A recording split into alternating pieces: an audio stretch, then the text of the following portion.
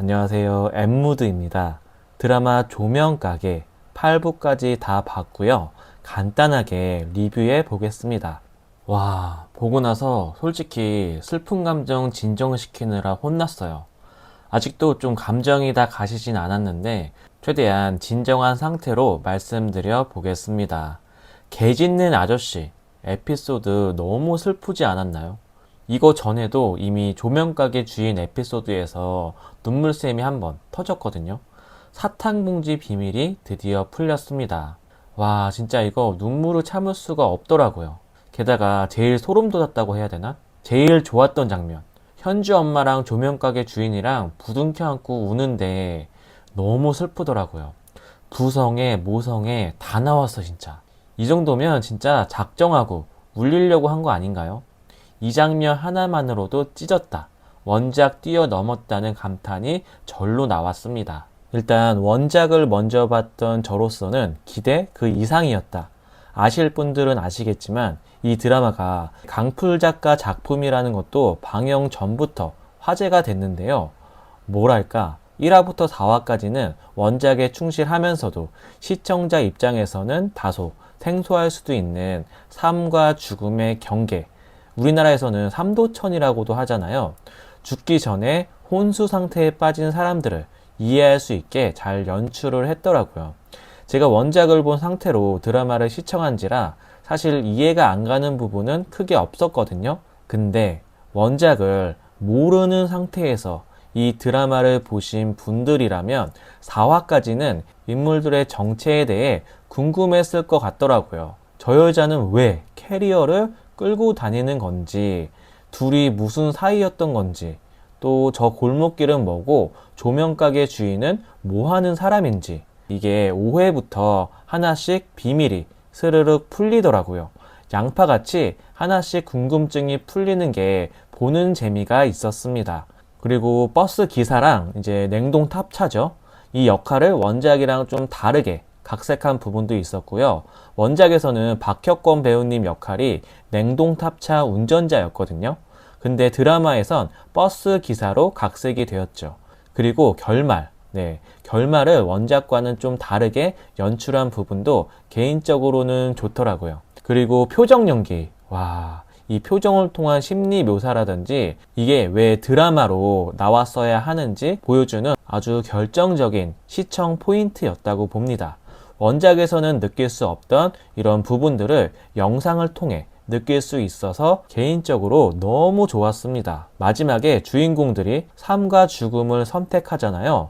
이 한 사람 한 사람 서사가 너무 잘 이해가 됐고요. 마지막 회는 진짜 슬픔과 감동의 도가니탕에 빠져 시간 가는 줄 모르고 봤습니다.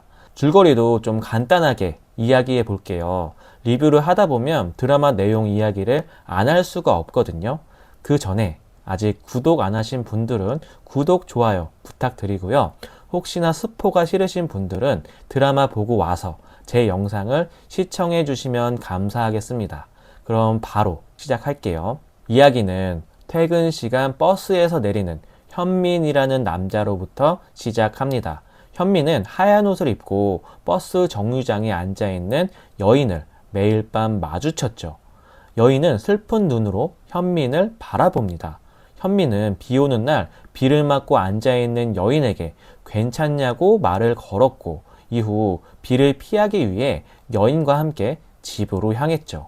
하얀 옷을 입고 있는 이 여인의 이름은 지영인데요. 지영은 어두운 버스 정류장에 홀로 앉아 누군가를 기다렸어요. 긴 머리카락을 늘어뜨린 채 고개를 푹 숙이고 있는 그녀가 기다리던 인물이 바로 현민이었던 것이죠. 이후 계속해서 어딘가 이상한 사람들이 하나씩 등장하는데요. 키가 갑자기 막 커지는 여자, 또 골목을 헤매는 남학생, 온몸이 젖은 채 돌아다니는 아저씨, 엄마 심부름으로 매일 조명가게에 찾아오는 여학생 등등 많이 나옵니다. 이 사람들 비밀이 6화가 돼서야 하나둘 풀렸잖아요. 알고 보니 안타까운 버스 사고가 있었습니다. 브레이크가 고장이 났어요. 등장인물들은 하나같이 삶과 죽음, 경계에 있는 사람들인데요. 이미 죽음을 맞이한 사람들도 나오죠. 결론적으로 이미 죽은 사람들이 아직 죽을랑 말랑한 사람들을 살리려고 고군분투하는 이야기였습니다. 이 사람들은 어둡고 캄캄한 골목길을 항상 밝히는 특이한 조명가게에서 만났죠. 그 조명가게 주인도 어딘가 독특했어요. 일단 선글라스는 기본이고 뭔가 이상한 분위기를 풍겼죠. 선글라스를 왜 썼냐? 바로 눈 때문에 쓴 건데요. 와, 진짜 선글라스 벗을 때 소름이 돋았습니다. 아주 무시무시한 눈을 가졌죠. 그런데 이런 눈을 가진 사람이 혼자가 아니었습니다. 또 있었죠. 형사는 특이한 게 자기가 죽었다는 걸 스스로 추리해서 알아냅니다. 가게 주인도 흠칫 놀랐잖아요. 아니, 이걸 알아챈다고? 어쨌든 이 두 사람이 또 결말에 아주 중요한 영향을 미쳤죠. 개인적으로 좋았던 장면 몇 가지만 꼽자면 극중 박보영 배우죠. 영지라는 간호사가 환자들에게 의지를 놓지 말라고 조언을 하는 장면이 있었거든요. 개인적으로 인상 깊게 봤습니다. 보통 사람이 극심한 고통 상황에 놓이게 되면 차라리 죽고 싶다는 생각을 할 수가 있는데요. 영지 앞에 나타난 코마 상태 환자들도 막 자기를 죽여달라는 식으로 말해요. 그런데 영지는 끝까지 의지를 놓지 말라고 말해주죠. 한편으로는 영지의 이런 능력이 좋은 것 같다가도 또 생각해보면 안쓰럽다는 생각도 들었거든요. 엘리베이터에서 박혁건 배우 만났을 때도 물에 빠져서 죽는 듯한 환상도 받고 또 매번 일하면서 이런 사람들이 자주 찾아올 거 아니에요. 저 같으면 한두 번이야 신기하지 계속 이러면 노이로제 걸릴 것 같더라고요. 나중에는 사람들이 다 의심스러워. 이렇게 될 수도 있겠다는 생각이 들었습니다. 지금 내 눈앞에 있는 사람이 살아있는 사람인지 아니면 내 눈에만 보이는 사람인지 헷갈릴 수도 있겠더라고요. 좋은 점도 물론 있었죠. 내가 상담해준 영혼이 마음 편히 저승으로 가거나 아니면 의지를 굳게 먹고 코마 상태에서 깨어난다면 이것만큼 보람된 일도 없을 것 같아요. 병원 입구에서 사고당한 소년의 할머니랑 대화하는 장면도 너무 뭉클했습니다. 할머니 생각도 나면서 진짜 마음이 훈훈해지더라고요. 이런 능력을 잘 사용하면 너무나 가치 있는 일이고 반대로 자칫하다가는 스스로를 갉아먹게 된다는 점에서 뭔가 특별함을 가진 사람들에게는 그만큼 책임과 고난도 따른다. 왕관을 쓴 사람들은 다 그 무게를 견뎌내는 힘도 필요하겠구나. 뭐 새삼 이런 생각도 들더라고요.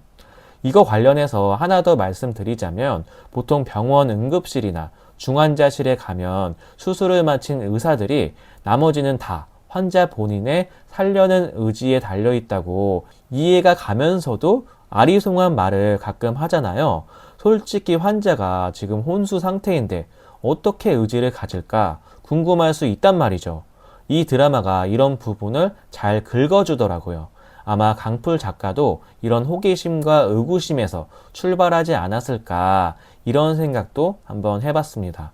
이 작품을 처음 봤을 때 와, 이거 진짜 미스테리 호러물이겠구나 하고 봤거든요. 근데 막상 끝까지 다 보고 나니까 휴먼 드라마 그 자체더라고요.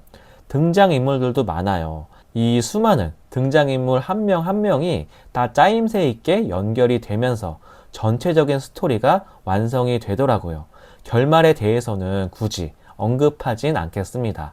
개인적으로 결말은 너무 마음에 듭니다. 저는 원작 결말보다 드라마 결말이 훨씬 좋았습니다. 그런데 좀 아쉬운 점, 동성애라고 해야 하나? 어쨌든 소수자 이야기도 좀 나오는데요.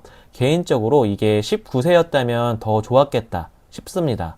이게 지금 15세 등급이잖아요. 혹시나 아직 미래가 팔팔한 청소년들이 성에 대해 오해할 수도 있을 것 같아서 좀 조심스러워야 하지 않았을까 아쉽더라고요. 가장 좀 걸렸던 게 선혜랑 언니 관계에 연인이라는 단어를 쓰더라고요. 마지막 선택을 그렇게 한 이유도 소수자로서 언니와 독립된 공간에서 마음껏 사랑하면서 살기 위한 선택이었죠. 개인적으로 세상에는 다양한 모습의 사랑이 있고 삶의 모습도 너무 다양하죠.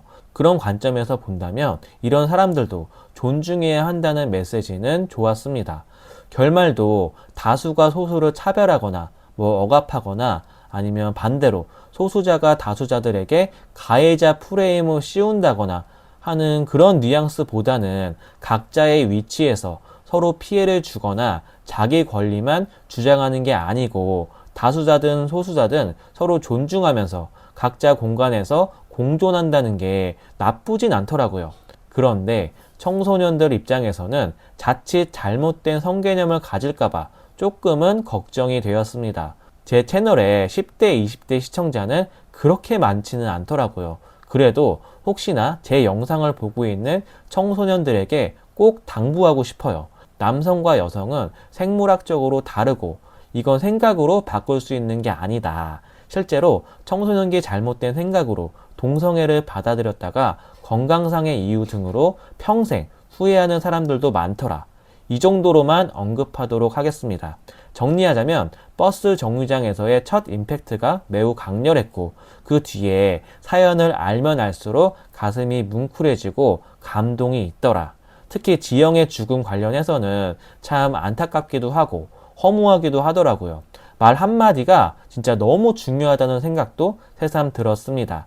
사람을 살리기도 하고 죽이기도 하는 게 진짜 말이더라고요. 그럼에도 이승에서든 저승에서든 어떻게든 사랑하는 사람을 살리려는 사람들의 모습이 먼저 하늘나라로 떠난 지인들이 떠오르기도 하면서 많은 생각을 하게 하더라. 결론은 세상이 아무리 각박해도 주변 사람들과 사랑을 나누며 살아야겠다. 좀 낯간지러운 표현이긴 하지만 사랑은 모든 것을 뛰어넘을 정도로 강인했다. 이 정도로 말씀드릴게요. 총평을 하자면 삶과 죽음에 대해 생각해보게 하는 휴먼 드라마였다. 동성애 부부는 청소년 관람 불가가 아닌 게 좀 아쉬웠다. 결국 인생을 어떻게 살아야 하는지, 인생에서 가치 있는 게 진정 무엇인지 고민해보게 하는 드라마였다는 말씀 드리며 저는 그럼 또 다른 영상으로 돌아오겠습니다. 시청 감사합니다. Enjoy Movie 드라마.